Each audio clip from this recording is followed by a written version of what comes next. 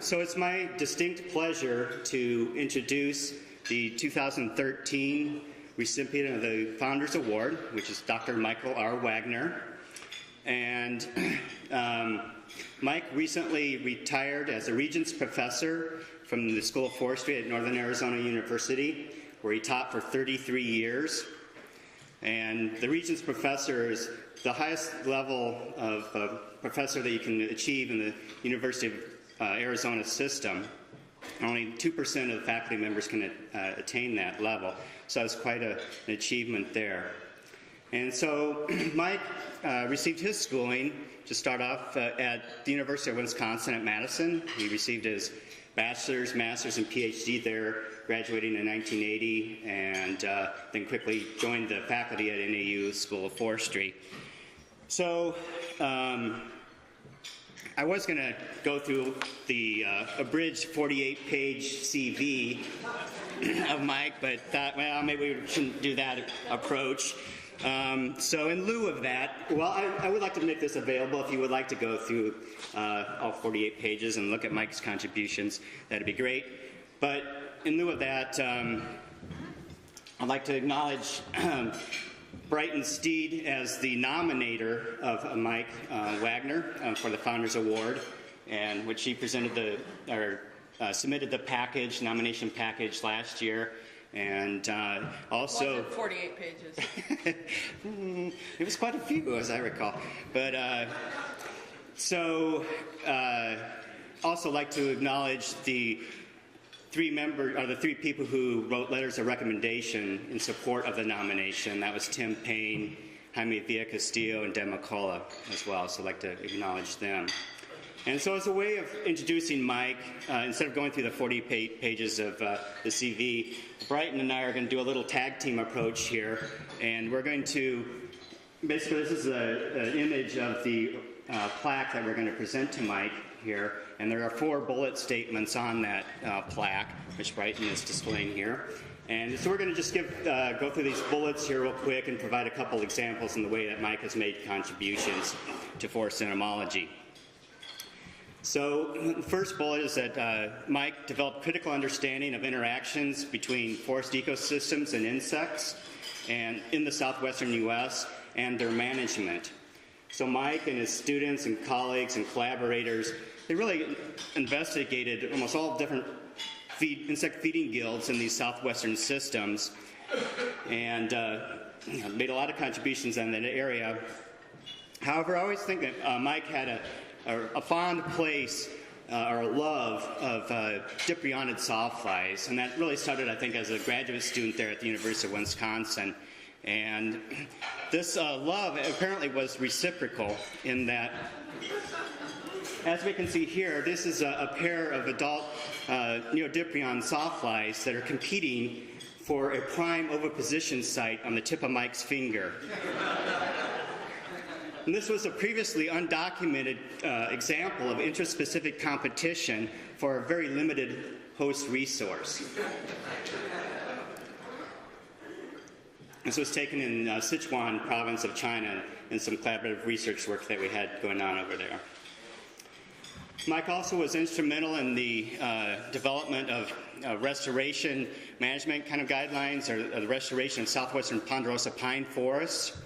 And as one of his students, Tom Gomez, related to me, Mike only liked to have his picture taken with trees that had a larger DBH than himself. And you can see the great joy on Mike's face in this image here that he encountered this tree, and and so hopefully, again, with Mike's work in this area, we'll encounter more of these large girth trees across the landscape over the next into the future. So I'm going to tag. Yeah. There are actually 4 bullets on here, and the second one is recognition of Mike's work in tropical forestry, and I got to choose that one because it's awfully near and dear to my heart.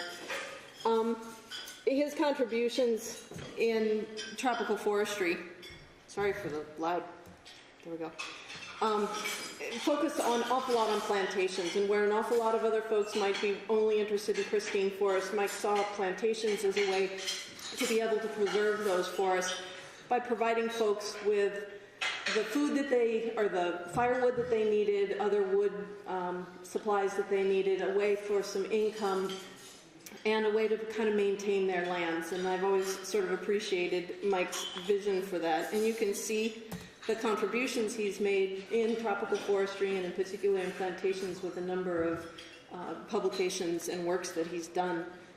In a related bullet, there are quite a few folks who recognize Mike as having a really strong influence as a NAU professor.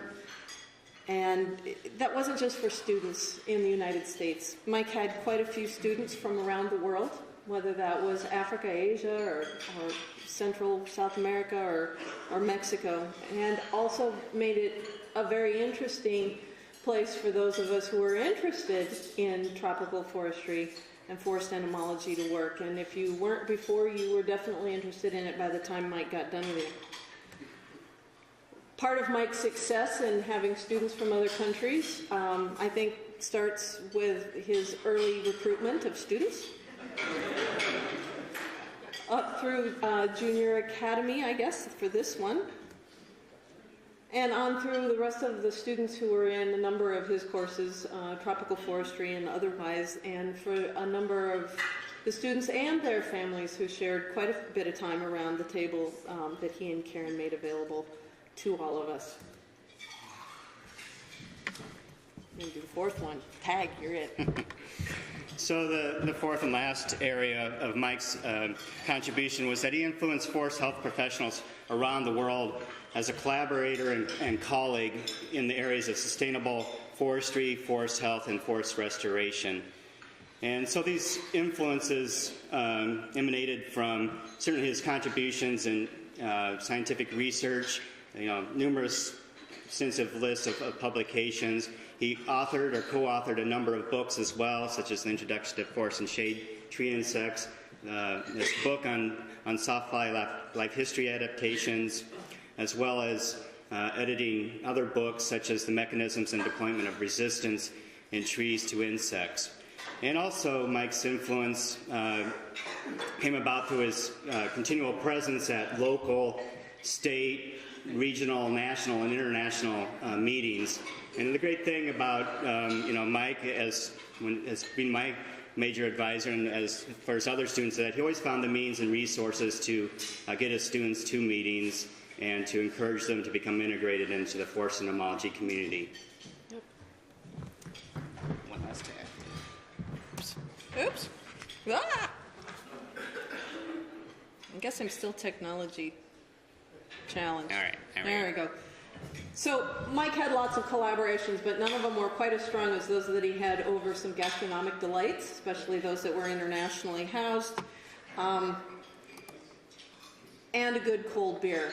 Sometimes that good cold beer was an absolute necessity because there were occasionally some very strange food items when you were with Mike. And I know those collaborations are continuing as Mike is in retirement but not really retired. I understand that this is one of the culminations of his success right here. Yeah, and so this is one of the kind of crowning achievements I think of a career is to have a building named after you. And this is actually a building named after Mike Wagner here. This was on the Centennial Forest at Northern Arizona, University of Northern Arizona. And Mike helped to, I believe, design or integral portion of designing this ramada. And so with that, Bright and I would like to congratulate Mike, and please join us in congratulating Mike as the recipient of the 2013 Founders Award.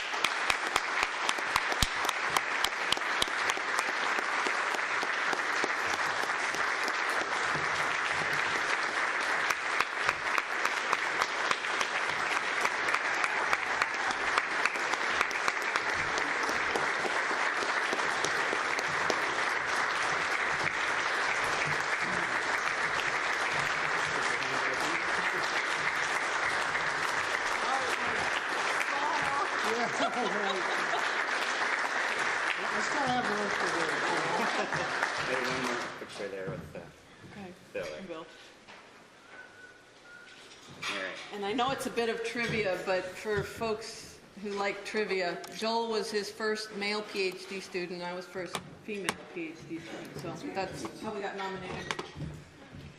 Yeah, it was always some technology.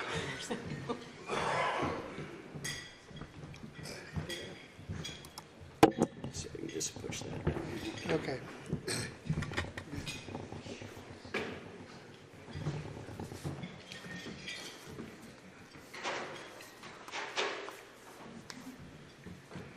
Well, good evening, everyone, and special thanks to Joel and Brighton. I appreciate all the nice things that you've said. You've been very kind, and I do always have to reflect that I've given presentations before, and I always get a little suspicious when I get all this praise and accolades. I always wonder whether they owe me money or something. There's got to be some explanation. I still have an incomplete. I'm waiting for the grade on it. It could be a manuscript they owe me. I can't figure out what that is. But, anyways, I want to be sure and thank everyone who has been very helpful. The awards committee, and Joel already mentioned their names, and also the organizers of this meeting, Chris and Steve and Beverly and Cynthia. I think they've done a wonderful job, and I've been on the other side, the same side they're at, in terms of trying to pull these meetings off, and it's a lot of work, a lot of planning, a lot of frustration. So let's say thanks to that group of folks.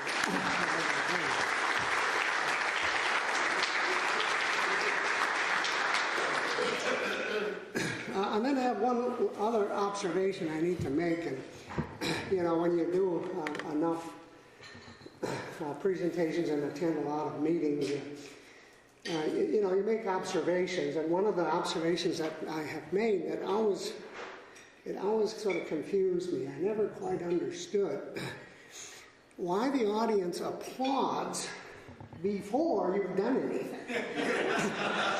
I haven't said anything yet, and I'm already getting all of this applause, and so. But I think I finally figured it out. I actually think now, for the first time, I really understand that given all the former students that I have in the audience and all my very good friends here, I think they're all saying, God, this is the last time we got to listen to this guy talk. So that's my only explanation for why you do applause before you've done any work. So, all right, I better get to work here. So first off, this paper deserves rightfully to be co-authored by all of my students, and there are 39 of them. And I don't think that's a record, but might be close anyways to a record. So a lot of people have contributed to what it is I'm going to say today. And I'm old-fashioned, so I'm going to tell you what I'm going to tell you a little bit about my talk. And I want to talk a little bit about climate change and consequences of climate change. And don't get too worried. I'm not going to challenge any of our speakers yesterday with new things. And the window that I see this from now is sort of the morning paper. And one of the things you get to do in retirement, or at least not being paid anymore, is you read the paper in the morning. And I'm going to tell you a little bit about sort of what people who read the paper are thinking these days about climate change and some of the consequences. I'm going to talk a little bit about mitigation, and I want to talk about a topic I'm very interested in these days called carbon capture forestry.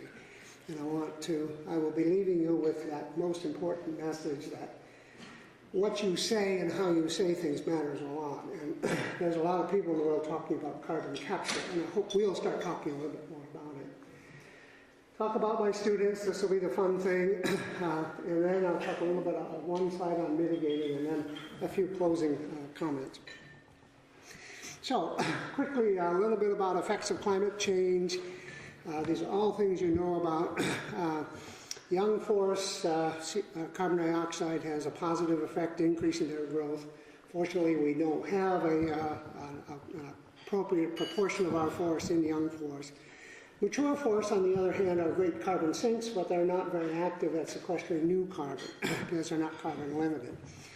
And existing forests we have are a very important sink for carbon. But unfortunately, as you'll hear, the global forests are actually now a net source of carbon to our atmosphere. We'll talk a little bit about that. Climate has big impacts on stimulating root shoot ratios, allocations above and below ground. This is a lot more important than we appreciate. Under climate change scenarios, tree growth and increases in cold climates, decreases in dry climates, but mortality seems to increase no matter what. And what we're finding is there's a great deal, and many of you know, and I don't want to preach to the choir, but lots of things are changing. Now, some of the consequences that we see, and some of these go into societal things, but one of the first things that everybody knows about is that the change in growing season and phenology. We heard Vince talk about the relatively tight window in which budworm and its host Douglas fir interact, and you shift the phenology 5 days one way or the other, and you have major changes in population dynamics. And this is going to be one of the most important climate changes we're going to see. From the perspective of the front page of the paper, things like pollen allergies are all over the country. People are getting more allergies, more reactions to pollen. In Arizona, we have we lengthened the period at which pollen is available and causing a nuisance to our population. Oceans are being acidified. Seafood is getting less available. I've been thinking about rising sea levels for a long time. It's not a hypothetical. I mean, we have clear, distinct evidence of substantial increases in the sea level around major U.S. cities. Of course, the whole increasing weather extremes, temperature, precipitation, storms. Where I grew up south of Green Bay, late March, they had minus 20 degrees because of the vortex, of really cold weather that's hit the Midwest. Drought increases on food prices. Extreme weather. Hurricane Sandy, $65 million. Total cost, 2012 estimates, and this is front page. This is newspaper citations, $100 billion in the U.S. Global costs, it's really hard to estimate, but some estimates as low as $400 or $500 billion, some well over $1 trillion, multiple trillion. So there's a lot of things going on in the environment, and of course, many of you folks are part of that whole story. Of course, sometimes you don't really need to cite statistics. Sometimes you just look at the wildlife and they'll tell you without very much fanfare that, gee, guess what? Things are changing. Not like what we saw. And I like this one quite a lot. It's really what people think about when they think about climate change. They go outside their house and they see something's not right here. So the caption, if you can't read it, says, honey, you better get out of here. Something's going on in our environment. And an interesting statistic that I've watched over the last year is sort of what people think. What do the average citizens, we get endless surveys, but last year, 2012, it was 60% of the U.S. population thinks that the extreme weather events that we have are climate change related. This year, that number has jumped to 74%. And in states where we've had catastrophic events of one sort or another, like California and like Arizona, that number is 84%. 84% of our population thinks that the extremes, the strange things that are going on with the weather are really related to climate. Now, I don't want to challenge any of the fine work that we've heard talked about, and there are reasons to have skepticism, and there are more details here, but for my discussion, I just want to bring that out. This is maybe not front page, but second page, USA Today article on California drought, driest in history. Now, we heard from my good friend Don Owen that it's maybe not quite as bad as that, but nonetheless, we have these very substantial changes that are going on. And rising sea levels. This is it's really an interesting article talking about the amount that sea level is rising around the cities of New York and so forth. And our government has actually decided to help fund people to put their houses on pillars. So they're actually giving money right now for the purpose of the reconstruction around Sandy for people to put their houses up on pillars. And And I wonder what's the government going to do next? Are they going to be issuing boats to everybody and saying, you know, we're going to have to go out and do something about climate change? Now, there is some good news here, and that is that, you know, there have been some pretty substantial,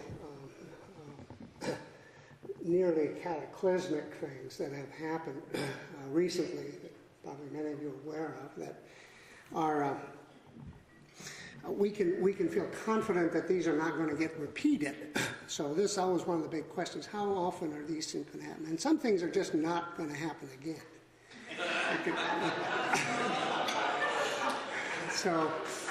So John, this is where you're supposed to stand up and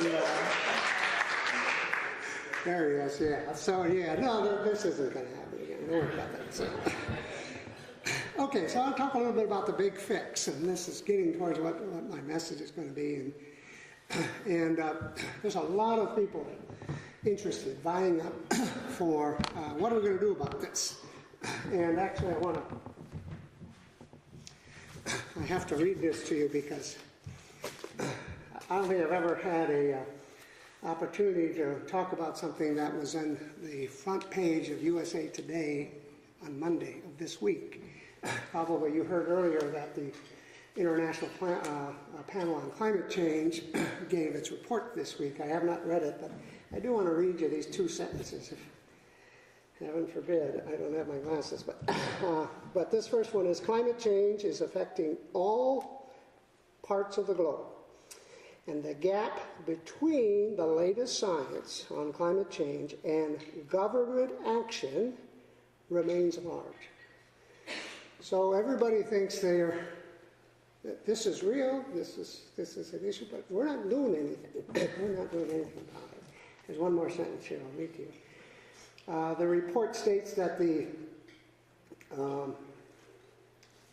we go, we're in trouble here, that the changes and possible consequences of many of the risks of climate change that could still be diminished. However, strong action is still needed. So we actually have an interesting situation where the public is a little bit ahead of us. They think that we should be thinking about climate change and we should be thinking about what we're going to do about it. And it turns out some other people are thinking about it. And people are starting to talk about carbon capture strategies of various sorts. I have a neighbor and a niece who are petroleum geologists, and talk to them about pumping CO2 into coal beds as a strategy for reducing CO2 in the environment. And, you know, their answer is, well, we've worked this out years ago. We know how to do it. We know where we can pump it in. All we need to know is what account to charge this to, and we'll get that job done. And engineers tend to have that approach to a lot of things, is that they really think it's just an engineering problem. We just need to get at it. But they're very serious, and they feel like that we have solutions. It's just a matter of deciding. We have this thing called artificial photosynthesis. It's sort of interesting. It's a huge project at Arizona State University, well funded, to look at what's so-called artificial photosynthesis. But basically, if you go back to your understanding of plants and photosynthesis, it's basically the same chemical reaction where you take water in the presence of sunlight and carbon dioxide and turn it into hydrogen, carbohydrates, and oxygen. Well, hydrogen is a fuel, can be used in fuel cells. Carbohydrates is biomass. You can use that. And so they see this as a very, very straightforward and simple solution. Solar and wind power are all suggested as this, nuclear power, and energy efficiency. And part of energy efficiency should really say things like policy, cap and trade, and all sorts of things that people are interested in. And I'm going to talk some more about carbon capture here. So in our business of forestry, we still hear a lot of things, people talking about wood substitution, construction and energy, biomass sorts of thing, modifying the landscape scale, controlling forest fires. The two big events that contribute the most to forests on a global basis being a source of carbon are catastrophic wildfires and deforestation. Okay, and guess what? We're going to have more and more catastrophic fires in the West, so this is a very big issue. Avoiding land use changes, and this is converting lands away from uses where they serve as carbon sinks.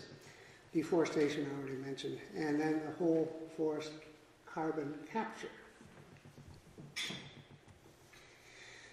So this is a term that I'm using these days when I talk to people. I talk about carbon capture forestry. We used to talk about carbon offset forestry, but now we really want to talk about actively capturing that carbon that's out there. And what can we do? What can our role be? What can our participation be in all of this?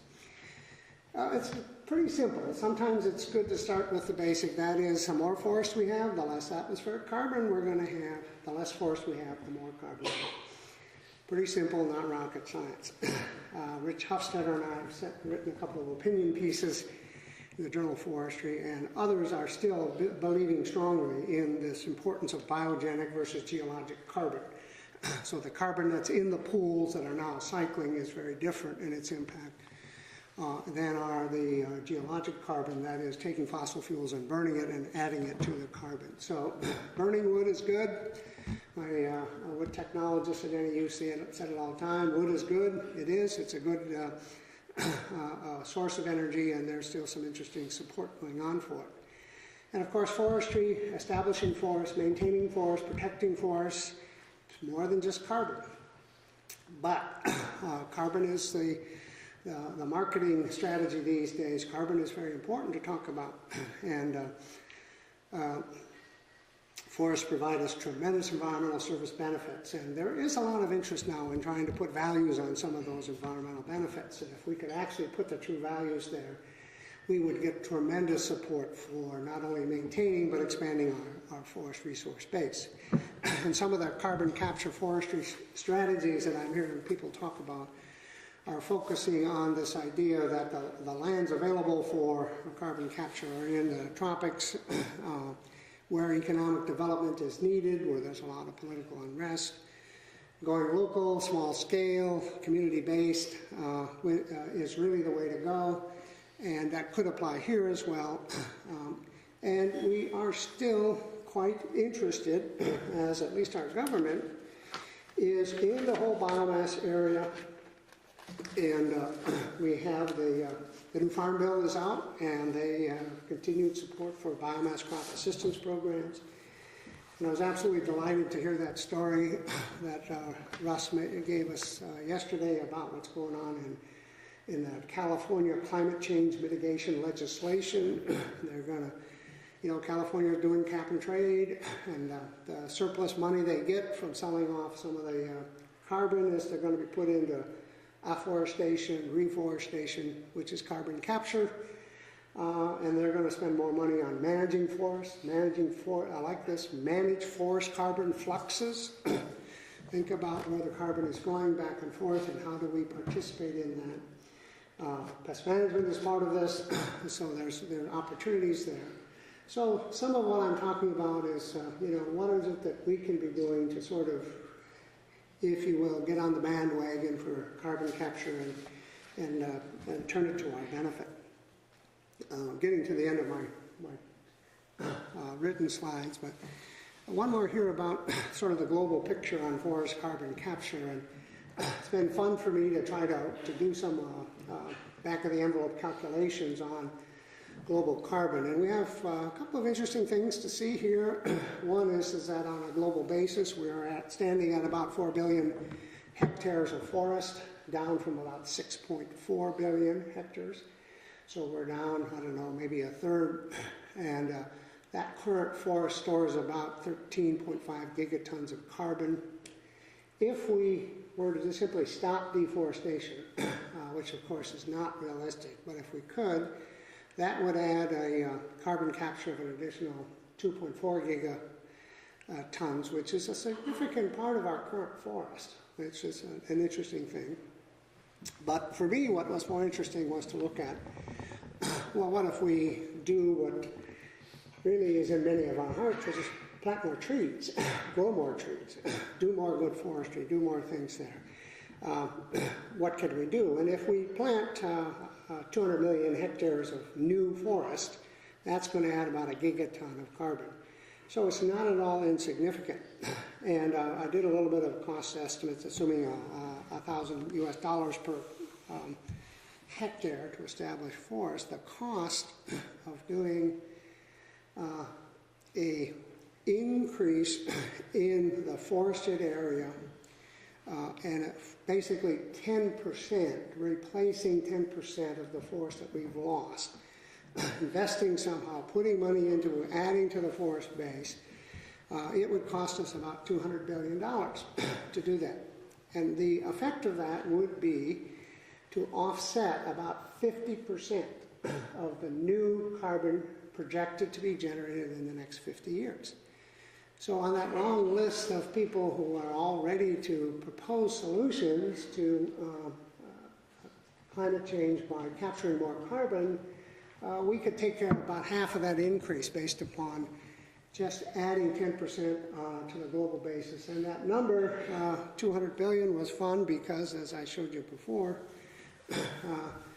that's the cost for the total of 50 years worth of adding new forest. And believe me, there are lands. There are critics out there of this idea, but there are lands there, and there are people more than willing for $1,000 a hectare to establish forest. But back to the story about Hurricane Sandy, it's a $100 billion impact each year. So over the course of 50 years, a couple $100 billion, it's well within our capability. China, over the period of 25 years between 1975 and 2000, established about that amount of new land in afforestation as part of their afforestation efforts. So back into the business of planting trees is still an opportunity for us. So some of you have seen this bumper sticker called Trees Are the Answer. It's one of my favorites. I actually was using this before the SAF picked up this thing, but the thing SAF never picked up is that the second part of this question, if trees are the answer, and it really doesn't matter what the question is.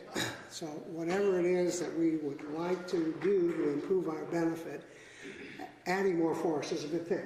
It's not a bad thing. And I love this little cartoon. There's a guy up there talking about all the great things. Probably me and a reincarnated, and then a question from the audience is, well, what if it's a big hoax and we create a better world for nothing? So I think it says a lot. Okay, so I want to move on to the next thing about having a little more fun, talking about students and what students have contributed to our understanding of not necessarily directly climate, but sort of the consequences and implications. And this is just a subset of some of the work that's gone on by students, centered by students. And everyone in the audience here was once a graduate student, and you know the truth. It's really the students who do all the work. And so their credit belongs there. And some of the projects that have gone on at NAU over time is insect impacts on growth. Obviously, this is important. Water stress, how does drought influence, contribute to outbreaks, contribute to loss of trees, loss of carbon capture potential, biology of new pests. In the short time I've been in there at Northern Arizona University, seen 5 or 6 pests that you never saw before, get into outbreak, species you never even heard of, didn't even know what they were, showing up. It's really, really amazing. Genetic resistance, I think Connie Millar talked a little bit about that. There still is an opportunity for genetically modifying things, looking at root shoot ratios, root shoot allocation kinds of things. There's lots of opportunities. There's lots of variation out there, and we can capture some of that. Direct effects on temperature, carbon allocation patterns in plants. I think this is a very important part of understanding how plants respond. Below and above ground allocation patterns. Insects as bioindicators, they work really well. I'm surprised they haven't been picked up more often, but they're very good ways of assessing the condition of the forest. Tree physiology, ecosystem function in tropical plantations, sustainability of plantations, become increasingly interested in what's going on a global basis, have seen some of the terrific plantation forestry in New Zealand and Australia and South Africa, and you know, they're doing some amazing things, and they're capturing an awful lot of carbon in the process. So now what I'm going to do is pick on a few students, talk a little bit about what they've done and how it relates to some of this. And I'm kind of going in a little bit of reverse order, a little bit random, but of course Sky Stevens, my last PhD student, I guess. Sky did a project on bioindicators, insects as bioindicators, looking at ants, and I think you worked on ground beetles a little bit, but I can't remember that. And did some very fine work in biodiversity and ecosystem function in Africa. People in Africa, very different environment. There, when you talk about planting forests, everybody's all enthusiastic and saying, let's do it. I'm happy. They have so much degraded land, much of it in the public sector, that they're delighted to go out and find ways and find justifications to plant more areas in the forest. Some implications are feasibility to manage and enhance environmental services. One of the things that Sky found was that just by increasing the overstory diversity by 4 or 5 species, you could increase the biodiversity of understory ants by 80%. So it means that we can capture environmental services with relatively modest changes in how we manage the forest. And this is really an astounding piece of work, and using ants to monitor. So this is some really, really great stuff. That's Sky. Of course, this is the real Sky. She's out there hustling a couple of the timber operators there out of Bowbury Forest Reserve, and the Ghanaians are just so delighted to have her there, and so delighted to have her interested in them and all they're doing. So, of course, this guy, you've already heard him speak, Joel McMillan. Joel did some also very nice work on top-down, bottom-up stuff, looking at pine sawflies, and Joel did a project in China, and I don't know if I ever told him this story, but it was a National Science Foundation funded program for reciprocal research between China and the U.S. And we had submitted a proposal, and we were going to go look at some sawfly elevational patterns across elevational gradients in China. And the NSF program officer called me up and was a little bit frustrated and said, one of the questions I have for you, Mr. Wagner, is that we've got all these people going to China, and none of them are really U.S., are not Americans. They are Chinese nationals of various sorts. And he said, yeah, can you assure me that this guy that you're going to send to China for this project is really going to be, you know, someone who is not of Chinese history? And I said, well, sir, all I can tell you is that he's from Iowa, and his dad owns a farm. So if that qualifies, I think we should do it. And he said, terrific, you're the only guy, the only one who's going to have, and he called him an Iowa farm boy, which I didn't call him an Iowa. But I did say the truth, didn't I, Joel? That your dad did own a farm. He wasn't the farmer, but he did own a farm. So, anyways, and the implications are really obvious to most of you, that hosts drive insect populations, and I think many of us will agree that, yes, there are direct effects, but most of what we're going to see is our climate, weather changes are going to influence the host, and that's going to change the relationship. And he also did a nice project on genetic variation in the pattern of allocation to above and below ground. So when a ponderosa pine is able to quickly switch its allocation pattern to grow roots instead of grow tops, it's very adaptable. It's something that will sustain and survive better in changing climates, changing weather. And so Joel was able to show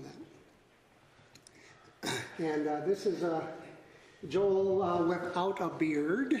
Some of you have never seen him there.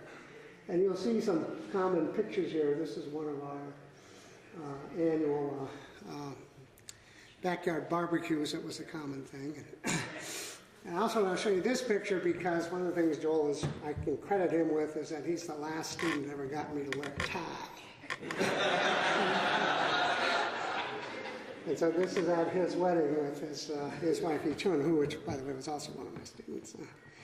Of course, we've heard of Jaime Villa. Jaime is one of the great success stories. You know, when you have international students, you really like to see them go back home and be successful. And Jaime did exactly that. He's the equivalent of Rob Mangold in Mexico, and he's now flying all over the world, making a big carbon footprint, doing all sorts of politics and so forth here and there. But he was a very successful student, and Jaime, he worked on insect bioindicators and looked at some stand density microenvironment things, and was able to show that just exposing ponderosa pine in the southwest to the sun can actually be an effective control strategy. And some of the implications was allowing for the tracking of ecological changes and also stand diversity, temperature kinds of things, and having a significant impact.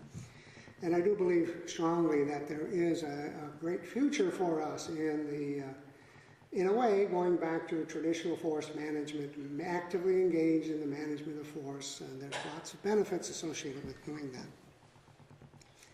And of course, Jaime's real contribution is taught me how to make salsa. And he really knew how to enjoy life, he still does.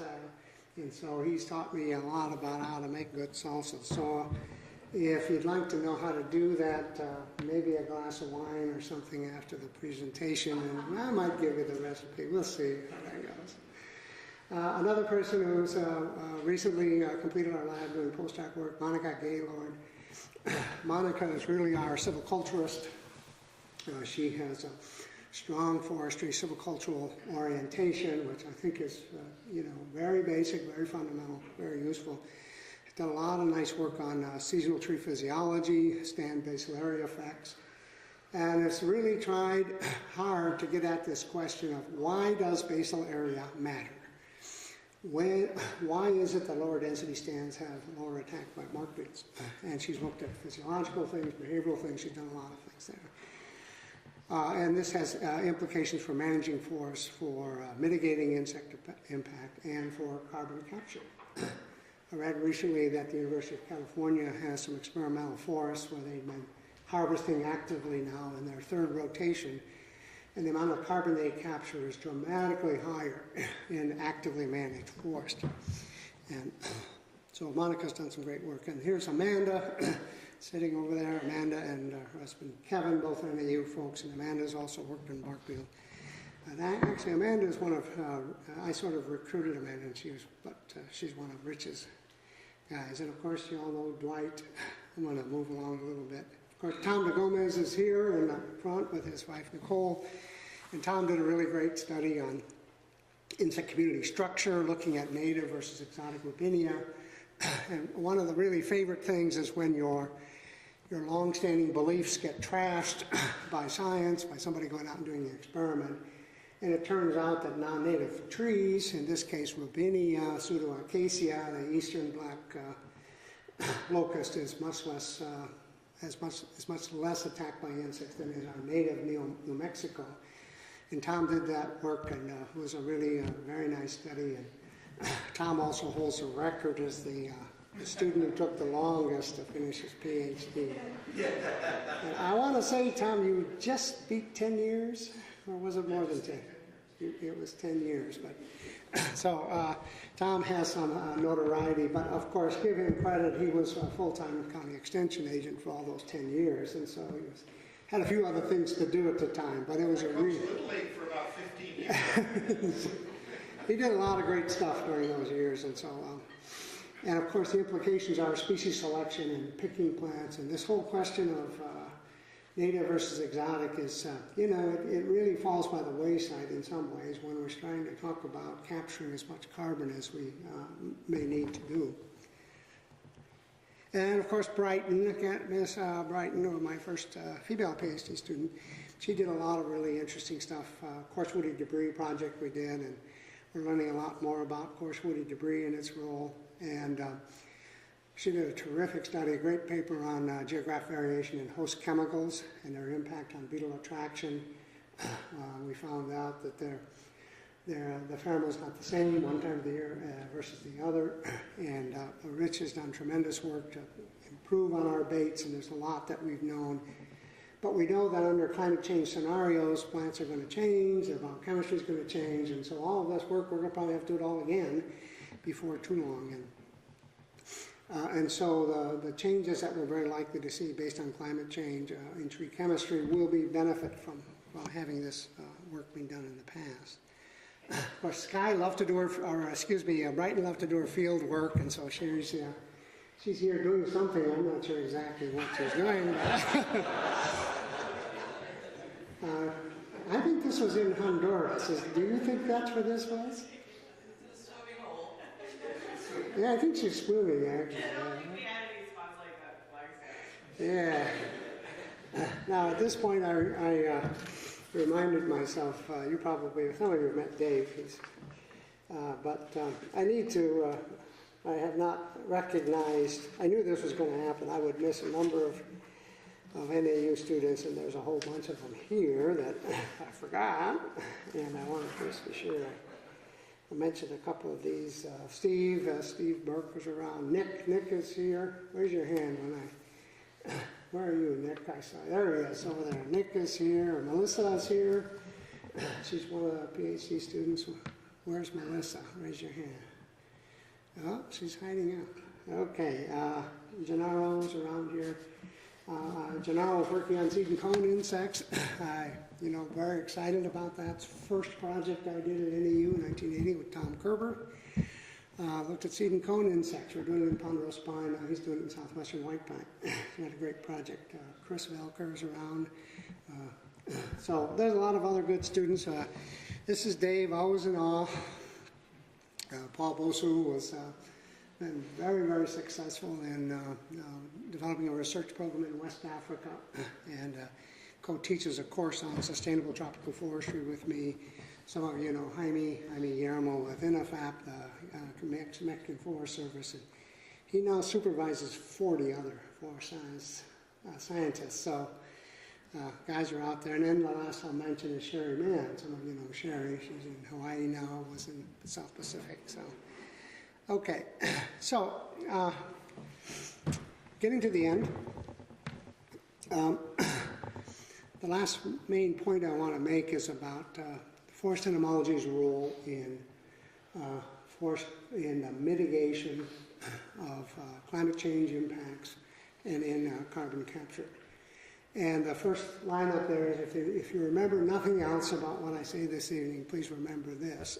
That is putting your work in the carbon capture context is a great idea. President Obama had a major success this week, for those of you who read the morning paper, which I do these days, in that he's met his goal of 7.1 million enrollees in the Affordable Care Act. And so guess what happens now? We now have a president who feels a little cocky. He's accomplished a great thing, and one of the next things on his agenda is climate change. And as I mentioned, the petroleum engineers are all ready with their proposals. They know all they need to do is tell them which account to charge it to, and they'll fix all kinds of carbon for us. So I encourage people to think about carbon capture, think about what they're doing and how they relate to this, and see if we can't maybe do a little bit better job of politicking and for support for our profession based upon the opportunities that exist out there. We know for sure that understanding outbreaks and natural forests is something, we've been doing this for such a long time. We are so far ahead in this game. We know a great deal about that. And we need to sell this story in the context of the role that forests play in capturing carbon. If we can understand this, if we can modify this. But we do have to be sure we understand some of the bigger picture things, some of the scale things. And carbon capture forests. I'm really seeing in my lifetime plantation forestry, afforestation, reforestation, enhancing species as something that's going to happen more in our forests in the future. And I'm pleased to see that. I'm happy to see that this is something we can see. And thinking critically, thinking creatively, providing leadership is something that I think we can all do. And I do believe forests are the answer. Some good news is, this is Rich Hofstetter and his wife Karen London. At one of their barbecues, they picked up on the value of getting together. He has got a bunch of folks in the backyard, and here we are, a whole new generation of force entomology folks at NAU. It's just terrific to see all of this. And of course, at some point, you got to ask, did I do anything in this whole process? And I did help some students think critically about their work and their science. And then I'm going to repeat this slide that's already seen before. And this is a recruiting trip, believe me, it really is. I mean, you now heard Brighton say, I'm recruiting students, and I know my travel claim said I was recruiting students, and so I guess that's what we were doing. Thanks, all of you, for all the support and recognition. It's been fun. Muchas gracias. Have fun at work. Thanks a lot.